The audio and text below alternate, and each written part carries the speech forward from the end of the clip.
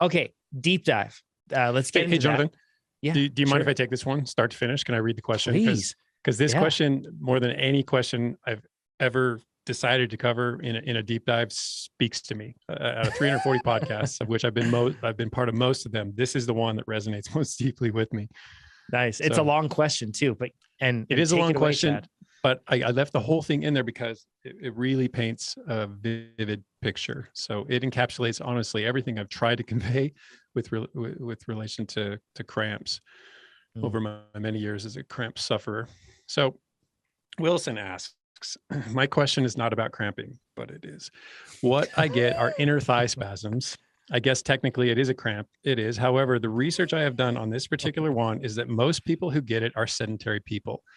Again, this is not a typical cramp. It is. I have had people tell me to eat more bananas, and I've linked to a very charming YouTube clip from Munenori Kawasaki, who's an infielder for, I want to say Toronto Blue Jays.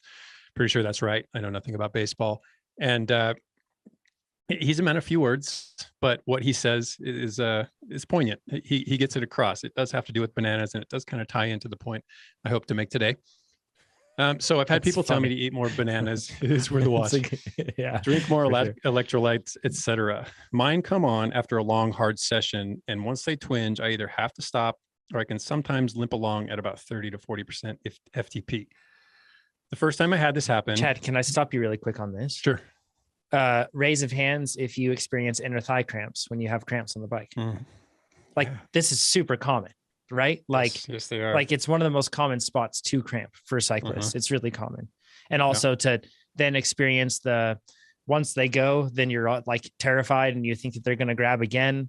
You just live in fear until you're a couple days This is the experience. Really. Yep.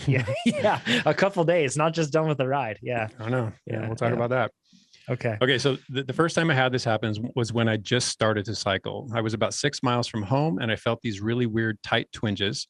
So I backed off a bit and they would not stop. About a mile from home, both legs seized and I jumped off my bike, laid on my back on the side of the road, screaming in pain. I'm sorry for laughing. Speaking my language, brother. I mean, there's just so much about that is very vivid. Finally, after about 10 minutes, they relaxed. I had to get a ride home from a neighbor because I was too scared to get back on my bike and try to pedal. I went home, showered, made some food, and sat on the floor in my living room when one leg went into spasms, closely followed by the other. I literally would rather have died than go through this pain. I was on my back, on the floor, screaming in pain and sweating like a madman for around 10 minutes. Brother, this is so relatable. I thought I would eventually pass out from the pain. Previously, I'd been doing sprint to full distance triathlons for several years prior to just cycling. So this was a crazy thing that was happening after all the years running, cycling, and swimming. Again, this is not your typical cramping situation, but it is. I have had hydration cramps in all parts of my legs. We'll talk about those before. And yes, they're very uncomfortable and yes, even painful, but nothing compares to this inner thigh spasm. I only know one person, 2, 3, 4, by my new count. Up. Raise your hand if you're listening to this right now, as long as it's safe to do so. Who has actually had the same spasm. Because you can see the scared death look in their eyes when they start talking about it. One of my snowmobiling buddies, who is mostly sedentary outside of his job, would get them in the evening or throughout the night after a hard day snowmobiling. Again, very relatable. 7 years later, I still get them. These are the only things that stop me from really pushing hard on long rides. I know when they're about to come on, so I'd lay on my back and straighten my leg immediately. My 4-year-old son has gotten to the point that if I move and groan, he looks at me and starts to run for the pickle juice. Yes, I do have pickle juice shots all over my house, on my nightstand, bathroom, etc. Which brings us Wilson. to the question. I know. I was hoping that since you have such a vast audience, maybe someone else has had these and has found a way to stop them. I've listened to your podcast for years, and I know that Chad is a cramper. I've done all the suggested things you have all said and what others have said too. I do a lot of cycling, so time in the saddle is not the problem. My wife thinks I'm crazy that I want to cycle at all. After the time she watches me scream in pain at least once a month, she said the answer is easy: stop cycling. And she's not wrong. She has a point. Just gonna say it. She does have a point. Oh, Wilson. I feel bad for Wilson. Okay, and for Wilson's family and everything. Again, this was inarguably the most inspiring question yet, because there's just a lot of motivation. There's a lot of, I can relate to this, and I think we're far from alone. I know you may have not interacted with a lot of people who suffer from this, but I mean, there are 3 of us on this podcast today, and 3 of us know exactly what you're talking about.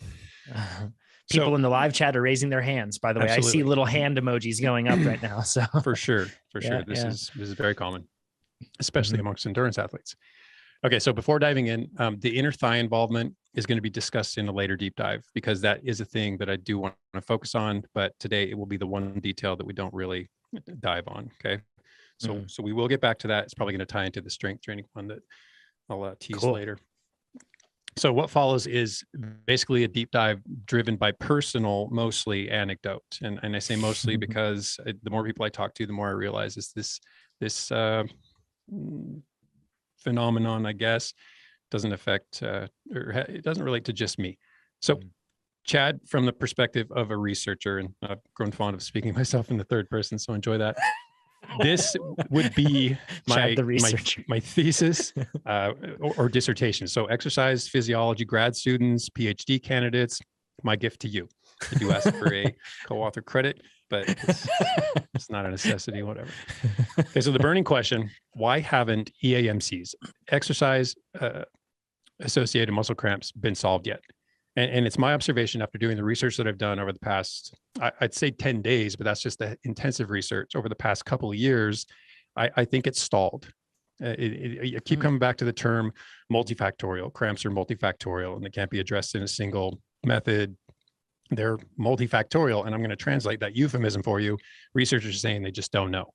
And I'm not saying that anytime they use the term multifactorial that they don't know, because a lot of things are in fact multifactorial. Cramps may be one of them, but in this case, I think they're throwing that term at it to admit they're moving on to other things. We've tried in a few ways to figure this one out, and we can't do it. So I don't know. The research is just kind of regurgitation of the same ideas again and again, and I find it a bit frustrating, if I'm honest. Okay, so let's talk about spasms. And spasm is just kind of the umbrella term for everything that falls under it, cramps being included. So a cramp is a type of a spasm. You throw exercise into the mixture, and an exercise associated muscle cramp is what you get. And since I keep struggling with that term, we're just going to call them EAMCs from here. Exercise-induced muscle cramps is another term you'll often hear, effectively the same thing.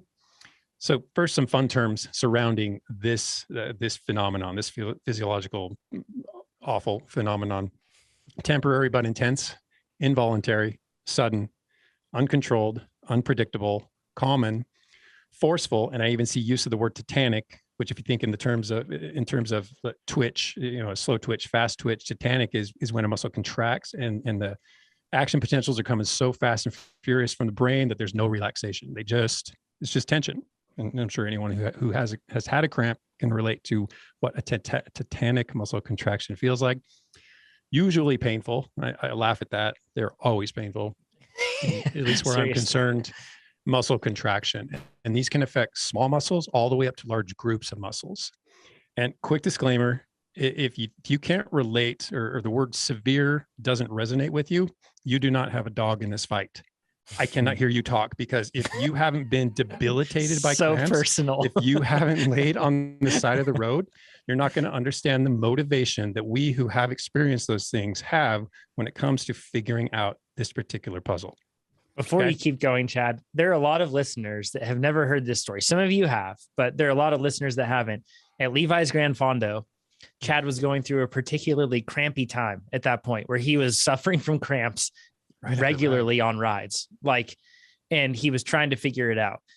We'll get into more of, I'm sure he'll share what he's learned since then, but we get to the bottom of Coleman Valley Road, which is like a really steep, hard climb that you have to take. And then after that, it continues to kind of batter you all the way to the finish.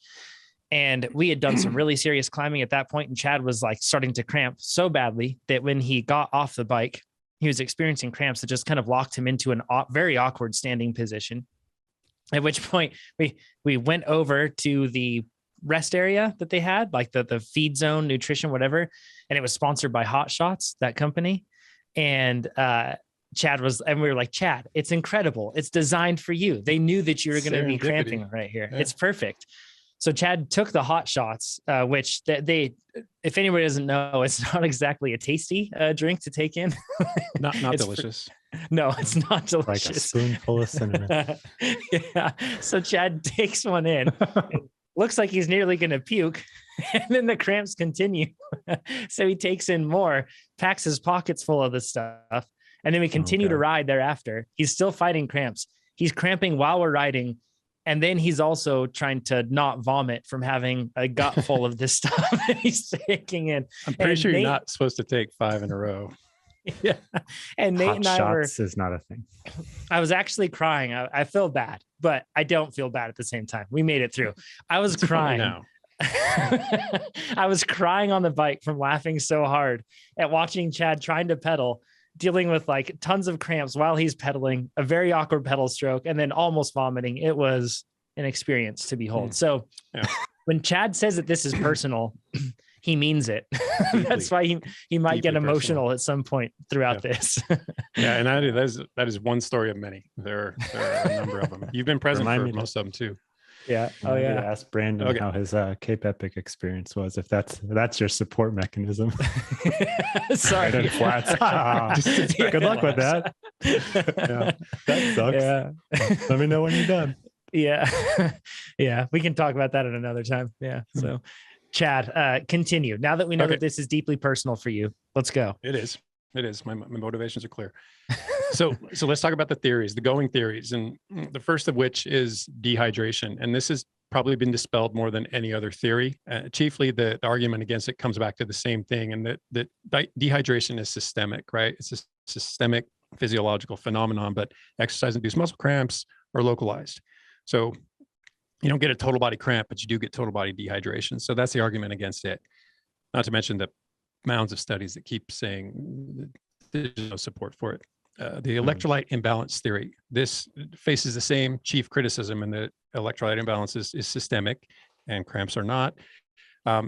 One study that's indicative of pretty much the consensus on this matter is from Schwellness and Oakes. And this is way back in 2004, where they looked at 72 runners doing the Two Oceans Ultra Marathon, which is 56K, so roughly 35 miles. And they took numerous pre and post measures, tons of measures, and they learned a lot of interesting things. But the one relevant to this particular discussion is that there were no clinically significant alterations in serum electrolyte concentrations. So electrolytes in the people who cramped versus electrolytes in the people who didn't cramp wasn't anything that said, oh yeah, this is absolutely tied to sodium, potassium, magnesium, calcium, whatever.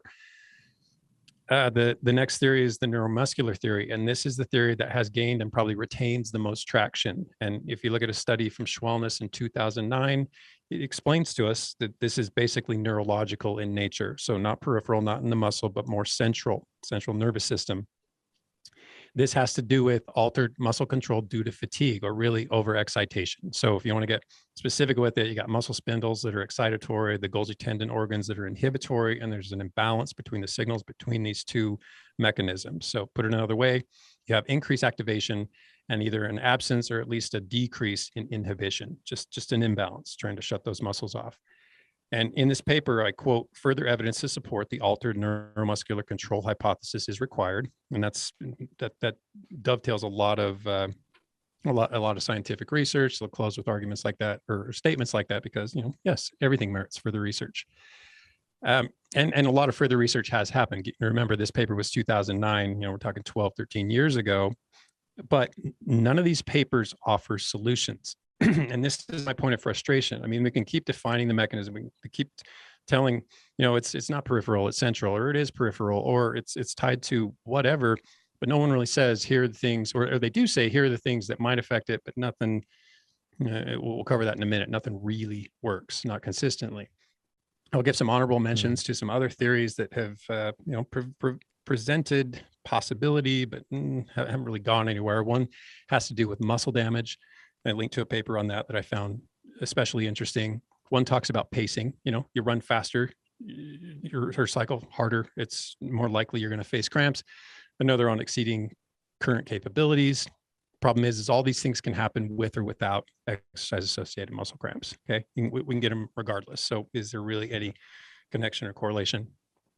So more theory criticisms, and these are kind of general to all of the theories offered, is that when they do scientific studies and they induce cramps, these are not the same thing as exercise-induced cramps. So the things that happen when we're fatigued may not be the same things that happen when they provide, or apply electricity to muscles and stimulate them to the point of cramping.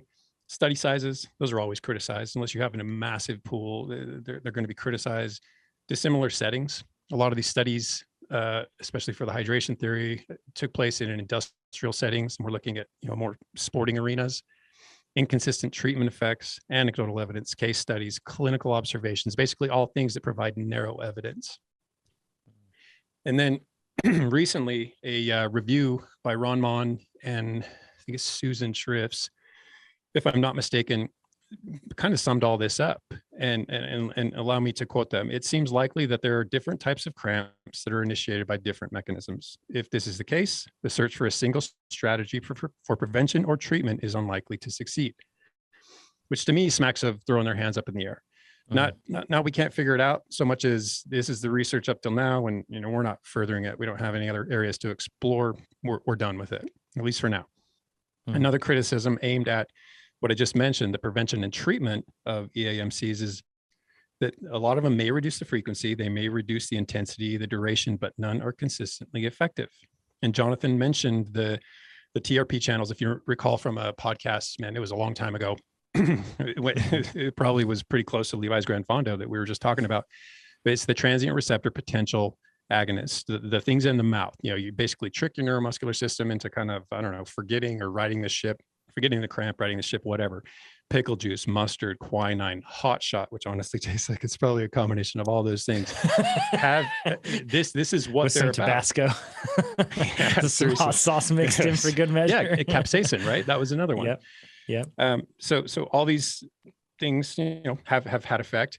Kinesiotaping, compression garments, massage, stretching, electrical stimulation, corrective exercises, hyperventilation strategies. It goes all over the place. And the point is that some of these work some of the time, but nothing is consistent.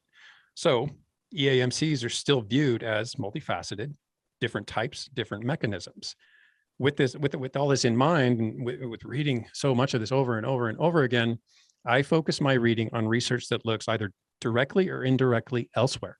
Any other ideas are up for grabs. I like, excuse me, at pathophysiological possibilities, other dietary deficiencies, including magnesium, collagen, of all things, adaptations to endurance training. And while it may sound like I cast a broad net, it really wasn't my intention. Rather, I was looking for support for an idea that I had, and it led me down all these other paths and helped me refine my or kind of narrow my scope to what seems to make the most sense, which is fatigue. Fatigue, because the overlaps in fatigue mechanisms and cramp characteristics were just a little too hard for me to get past, and they got the gears turning.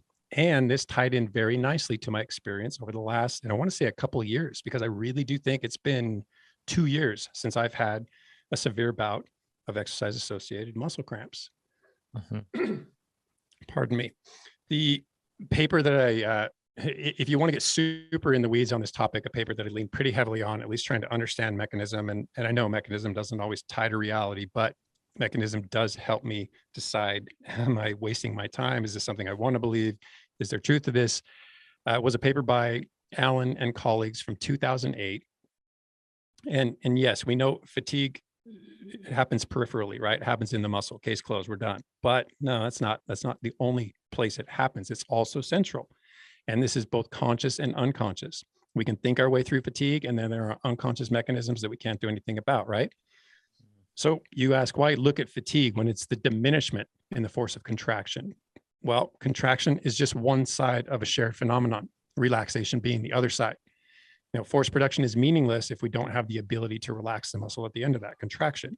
And this is certainly applicable in endurance, where our contractions are really on off, but it also applies to strength applications. I mean, think about if you were to do a max squat, a 1 RM, you're coming up from that squat, however low you get, all the way down butt to grass, whether you're 90 degrees, you get up to the point where you're just about to lock out and rack that bar, and there's an intense contraction across your quadriceps.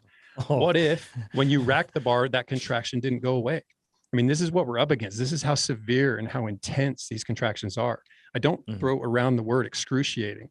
these are excruciating. They're very painful. So it's not just when I push too hard, I get cramps. I'm going to not push as hard or just suffer the cramps. No, this is awful. This has cost me some important placings and even victory in some cases. Can I ask you some, Chad, when you're talking about this sort of experience, just to clear the air to make sure that it isn't understood as just my muscles are sore and they hurt when I pedal hard, but instead it's a cramp. This is the sort of thing that you have DOMs from thereafter for days, correct? Like, yeah, I didn't just from the cramps. I did want to go into that. I couldn't find anything readily, and there were so many other facets of this topic that I wanted to explore. But there were some things that led me to believe you can actually experience muscle damage. And if experience has taught me anything, I'm legitimately sore after some of these rounds of cramping, to the point where I feel like I did some high load, high repetition squats, that whole did 4 CrossFit workouts in a row and now I can't walk sort of affair. Yeah. They were those. I mean, they were real, sort of a touch for days afterward. Mm-hmm. Yeah. So this is not like this is the sort of thing where it's not just sore and then once the cramp is over, you're fine. I wish it were. Muscular damage occurs that in some cases. lasts. Yeah. So, I mean, they vary in intensity, and that intensity can climb so high that I got to believe there's some damage there. It lasts too long for me to believe otherwise. Yeah. Okay. So cool. So back to fatigue. We know there are numerous mechanisms of fatigue. And like I said, it's on the central side and the peripheral side. So both in the brain and the central nervous system, spinal cord, nerves, whatever. But we're going to focus on the peripheral side. I want to talk about what's going on in the muscle itself. And fatigue can be induced in the muscle due to a lot of things. The creatine kinase, which is the enzyme that breaks down the phosphocreatine, helps you regenerate ATP, blah, blah, blah. ADP accumulation. Break ATP down, remove a phosphate from it, and you get ADP. Accumulation of that can influence fatigue, or there's evidence to support that it can. The phosphates themselves, once they break off, their accumulation can too. Hydrogen ions, we've talked about this a number of times. What do they do but affect acidity or affect blood pH and therefore muscle pH? Potassium ions and calcium. And I know you're on the edge of your seat. You're thinking, I've come this far into this discussion, new information on EAMCs, and he wants to tell me about calcium, but bear with me because I do believe there's something here. So 10,000 foot view, calcium release is responsible for muscle contraction.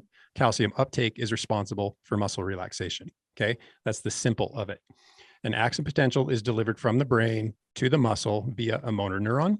It goes to the muscle cell, which is a fiber, right? That fiber is composed of fibrils, smaller fibers. Those fibrils are composed of filaments, and there's 2 key filaments, myosin and actin. You've probably heard about this before. Calcium coordinates the activity of those myosin filaments. And I won't burden you with the whole tropomyosin, troponin, the cross bridging, all this stuff that takes place, but the calcium actually shifts shape and it allows the actin to climb the myosin. And this is the basis, or basically the basics of muscle contraction. But the catch is that the actin will continue climbing the myosin until the calcium is removed. And this is where a calcium pump comes into effect. So bear with me, a bit more cell biology here, but if you remember the sarcoplasmic reticulum, this was an organelle that's responsible, the organelle within each of these muscle cells, and it's responsible for calcium storage and release. So it's the guy when it comes to everything that happens, most of the things that happen with calcium. So the action potential causes calcium release from this sarcoplasmic reticulum, the SR, and then the calcium pump is responsible for calcium uptake. And a perfect example of this, if you need to visualize it, is rigor mortis. So when you die, these little SR, sarcoplasmic reticuli, break down and the calcium is released, but there's nothing to uptake it again. So what do we get but a sustained muscle contraction, rigor, right? Okay, so now time for the big reveal. Exercise-associated muscle cramps are affected by calcium. Could this be as a result of low sugar? So could all these things somehow tie together? And you ask, how does calcium relate to glycogen, blood glucose, carbohydrate? Because, and perhaps you've heard, ATP is necessary to separate the actin and myosin, but you now know that separation is due to calcium uptake in this sarcoplasmic reticulum, right? So this uptake is fueled by ATP because the ATP binds the myosin. It gets in the way of the actin. It can't continue to climb. So ATP is derived both aerobically and anaerobically, as you well know if you've listened to any of our podcasts. Anaerobic fibers are recruited as aerobic fibers become stripped of glycogen. Talk about, our aerobic fibers becoming cooked. Well, that's effectively what's happening. And of course, starved of sufficient blood glucose. So whether it's in the muscle already or we're dosing the system with it, at some point, they run out. So the unintuitive takeaway here, bear with me, is that glycogen, glucose, carbohydrate is actually necessary for muscle relaxation. That's real. So we actually need sugars not only to contract the muscle, but also to help it relax. So this is interesting. It is very interesting. So, and this is very much at the mechanism level, right? Like you said, that was your disclaimer, right? Like this is very much, and there's lots of different mechanism going on, but we don't think, and like Chad's talking about, when we're talking about contraction, we think that that's where carbohydrate typically is going to have all of its value, because that's where we're talking about the energy necessary to be able to perform that. However, we don't think about it going the other way. That's interesting. I've never thought about it on the relaxation side. Yeah. So it's not just that it shuts off, it's something has to be cleared, and it has to be cleared actively. It requires energy to do so. So you guys, having listened to everything I just said, I have a couple listener questions, one for Jonathan. And then after I ask you questions, I will have listened and I will qualify as a listener. So I have a listener question for me. Okay. So Jonathan, with your recent hyperdosing of carbohydrate, you've talked about using upwards of 90 grams per hour, 100, 120. I know you did a whole lot over in Cape Epic. Yeah. Has that affected your cramp frequency? Yeah, for sure. Yep.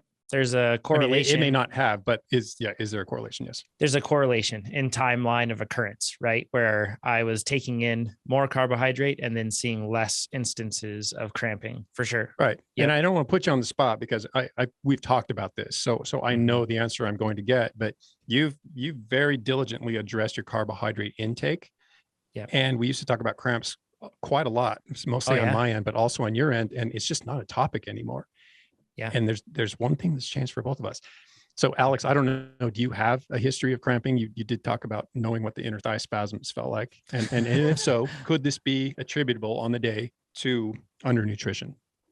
I'm scared to say I have a history of cramping like you. I don't want to be yelled at. I have cramping, but definitely not like the debilitating days after, really sore. But it's also been less common since I addressed my carbohydrate intake. I think mine are very correlated to running out of fuel. They're normally at the end of hard, long rides or new workouts, and maybe in instances where I could have fueled better. So they're definitely not like terrible. I do the little, get out of your saddle, do the cramp dance, but that normally tends to solve my issues. I'm not on the side of the road or needing to call a ride home. So I don't know if I can throw my hat in the EAMC ring. Well, yeah, but see, I hypothesize that's because you haven't got your fueling quite as wrong as I do when I go into, fully prone ridings and just have to ride it out in hopes that I can get back on my feet. Chad, I want to bring something up here because somebody's listening to this that experiences cramps, that's feeling very identified with you. And at the same time, they may, during their key training sessions or key races, intentionally fuel at a high carbohydrate amount above 90 grams an hour.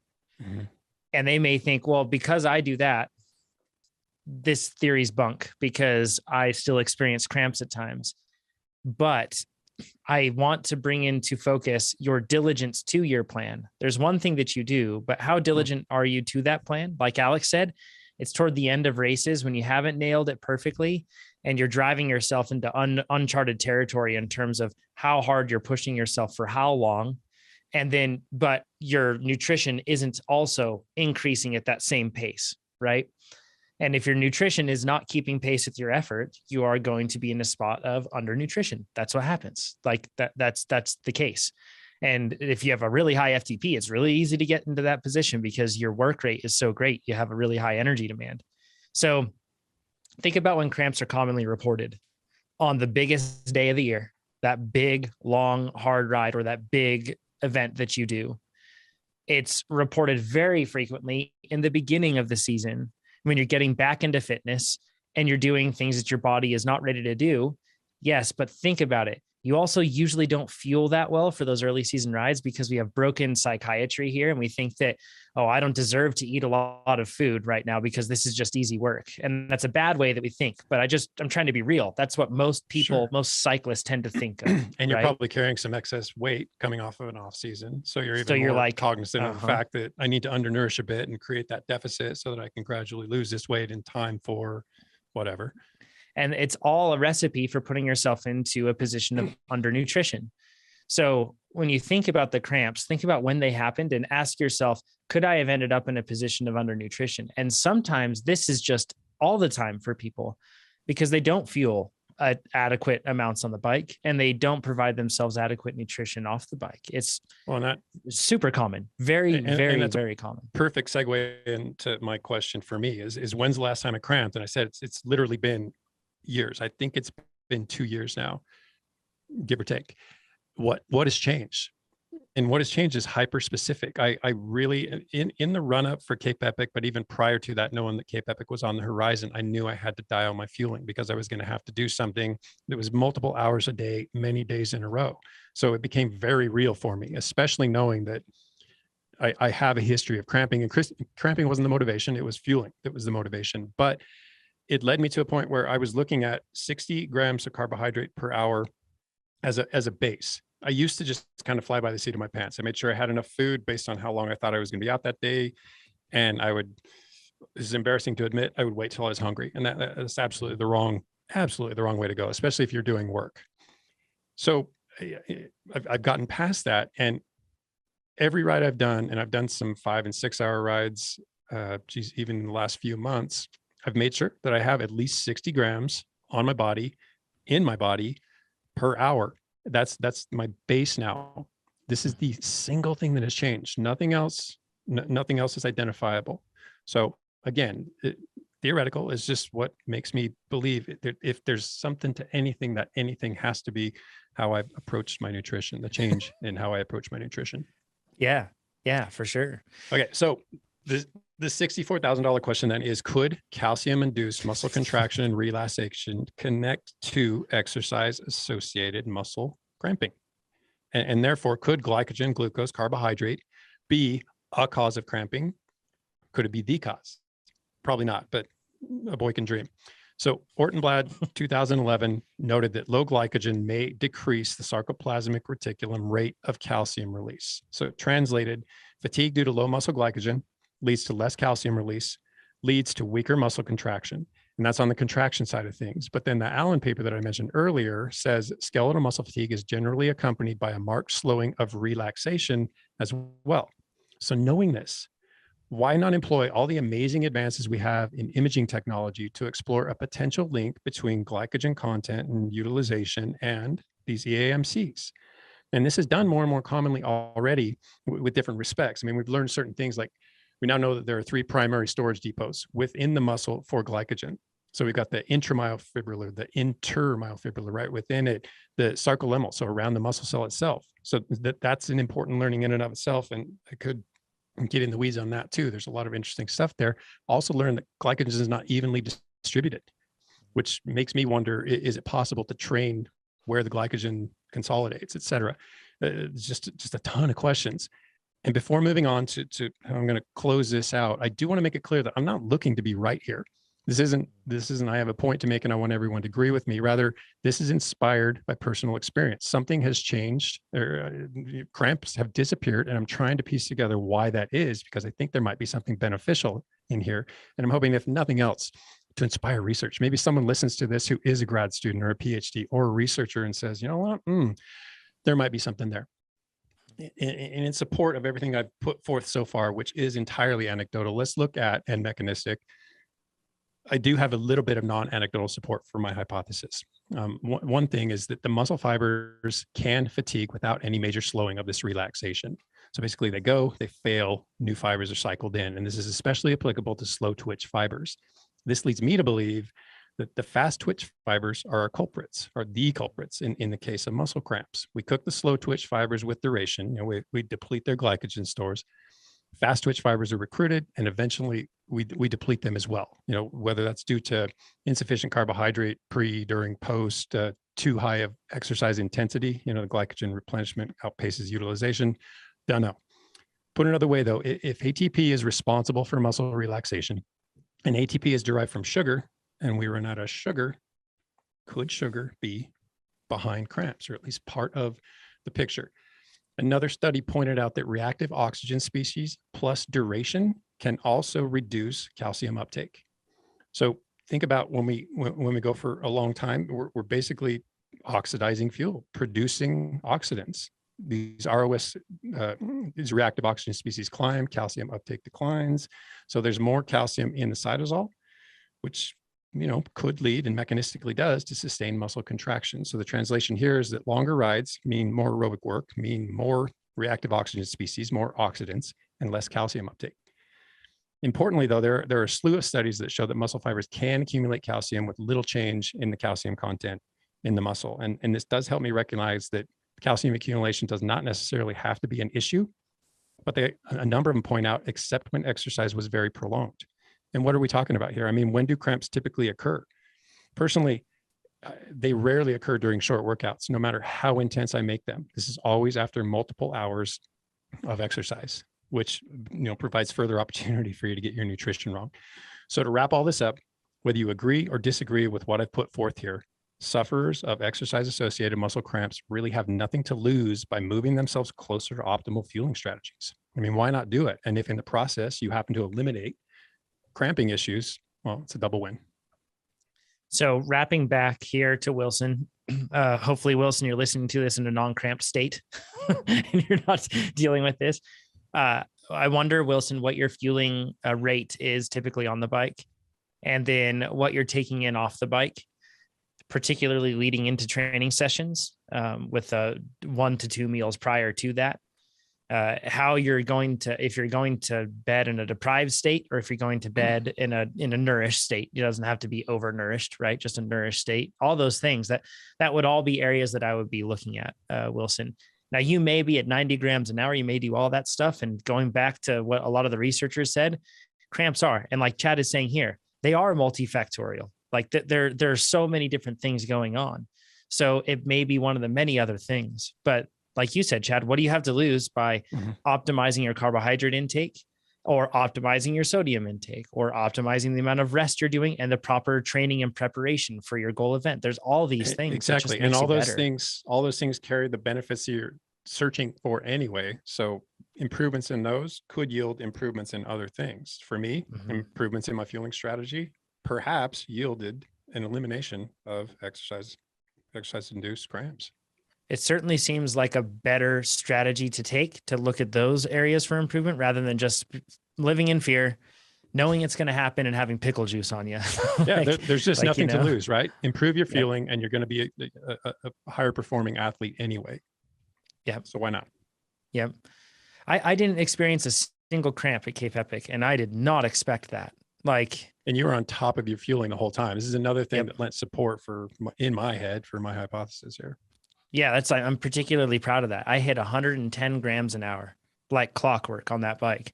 And if I finished at 3.5 hours, I still was fueling just like I was going on. It wasn't like I was like, I got a half hour left. I'll just stop at 3 hours of fueling at my fueling plan. No, I kept going. I just kept going.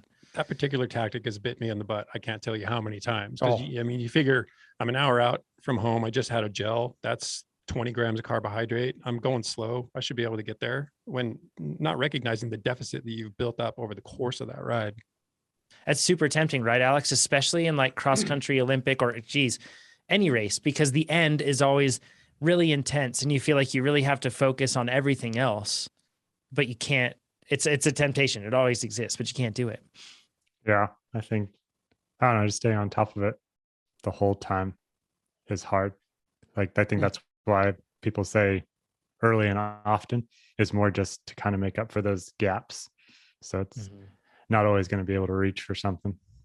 But also think about professional riders who have to do long days every day, and they have to be on top of their fueling. There's not a real high prevalence of muscle cramps. You don't see too much of it, but when you do see it, it's when, at least I see Mhm. riders who get away in a break. They're opportunistic. They're maybe not really suited to be in the break they're in, but it's an opportunity they can't pass up. They've built themselves into a situation where they're probably not thinking about fueling. They're thinking about hanging in there, doing their work, the opportunity that's in front of them, that I could actually pull this off today. I think it's those situations that create the little slips where you're not paying attention to, I'm not getting my 60, 80, 90 grams per hour. Mhm. I'm just focused on the task at hand. I'm Yeah. thinking Those are the back. guys who end up cramping. Yep. More Sorry, Alex. Go ahead. often than not, people are actually impressed more by how much I eat than how fast I go. Like off the bike too. Like Mhm. my brother and I went to the Leadville stage race together and did that. And he's like, just make me what you normally make. And so I made him dinner. It's like, oh man, ate half of it. Made him pancakes in the morning and I have two, and then he ate one. And he's just like, I don't understand how you eat that much. And on the bike too, like I'm reaching into my pocket probably every 15 minutes, like even on endurance days. I think we've done the math on this before, but my endurance days are roughly 800 kJs an hour. So if I'm riding for 4 hours, it's 3,200 kJs. So I'm maxing out even on those days. That's So I more than think, what most people eat in a day that you do in that one ride. You know, yeah, it is like that's put that into context. Imagine eating all three of your meals and everything else that you eat all in that space of 4 hours on that bike. That's why it's so hard. Like we're actually got a question in the live chat right now about how do you calculate your optimal grams per hour? And honestly, I don't know what the optimal rate is. It seems that to be something that's trainable and adaptable within reason and depending on the individual. There's not enough research around that. And that's something I know, like we mentioned his name very regularly, but Dr. Podlegar is really interested in figuring this out. Like what are the points of diminishing returns and how trainable is it? And what are the harms in overdosing? I mean, if we're just talking about a couple hours on the bike, getting 40 extra grams, you know, you're used to 60, but you do 40, you're used to 80, but you do 120. What's the downside of that? In worst case, a little bit of gastric distress. Yep. yeah. Exactly. And a lot of people and think you of might it be able to get very, used to it. So like, yeah. like at first, when you step it up, it's common to experience gastric distress if you take big leaps. But if you work your way up, it's not too bad. But if you have a really low, if you have a low FTP, or better said, instead of low FTP, low power output potential, in the sense that you just don't create as much, you don't produce as much work, right? So you might have 150 watt FTP. That's the way that we can quantify this, right? In that case, yeah, you might not need to take in 160 grams an hour or something like that. I don't know. But is it bad to take it in? I also don't know the answer to that. Like if you're taking all of that in, it might be beneficial. Well, I think tough. we're pretty clear on what happens when we don't take enough in. So why not veer toward the other side? We're not talking about living this way. We're talking about the next ride you do. See what happens when you up your intake by 20 grams an hour. Yes. Yeah. Alex, I cut you off. You're going to say something. I just think it goes back to not dieting on the bike, and then even back to the first question of lowering your FTP. The lower the FTP, I'm always jealous of people who have lower FTPs with the same watts per kilo, because they can actually fuel their work. Oh, like, yeah. Like when I'm peaking at like 410, like we'll do rides. Like I did some for Marathon Worlds that was a 300 watt average for 5 hours. So I'm burning 5,500 kJs. There's absolutely no way I'm fueling that, no matter how much carb I take in per hour. So it's like I'm always jealous of people who could ride 5 hours and get close to fueling that. Yeah. So I always think about, like, I know Filippo Ganna's times are amazing on a TT bike, and his power. I think of that, like being able to produce all that power, crazy. But every time I see one of his rides and I see the power, all I think of is how hard that would be to eat that much. You can't, you simply can't, you can't take it in. Like he burns 800 kJs in 20 minutes when he's flying. Which, sorry, we're really going off the rails here, but welcome to my mind. Which is why we get into this whole like debate of fat max utilization and really driving toward that and optimizing that for athletes that are so far from getting optimal intake in terms of glycogen, in terms of what they need to be able to take in and utilize and burn on the bike. So we have this principle with an athlete like Filippo Ganna, I can only assume, has to, by necessity, have a pretty impressive fat max and a really good ability to be able to metabolize fat when he's on the bike and metabolize anything when he's on the bike, because he simply can't have enough. Like the supermarket shelves are empty. They're cleared out when he is on his bike, right? So whereas for most average folks, those shelves are well stocked, yet we have somebody saying, let's push him toward fat max. That's where we can make the most gains. absolutely, don't get me wrong, it's good to be aerobically efficient, but when we're talking about what really drives the needle, many times there's lower hanging fruit that can really help athletes. And it gets us so far out of this realm, out of this perspective of dieting on the bike, which is so prevalent. And it's like we mentioned before, it's a temptation for all of us all the time. We feel like we should, do I really need to take that in? Take it in. What you are eating on the bike when you are training, that sort of stuff. That does not make you fat. You are fueling work. You are changing the way that your body is made. It's made to do work. So super interesting thoughts that come from the hybrid simile, where if you have a hybrid car and it's both electric and gas, you're not just going to not stick gas in it because it has an electric motor. If you need gas to go over 60 miles an hour, you better have gas in your car. Yeah, that's a great analogy for it. If you like this video, make sure you give us a thumbs up. If you didn't like this video, you can give it a thumbs down, but let us know what you would have done differently in the comments below.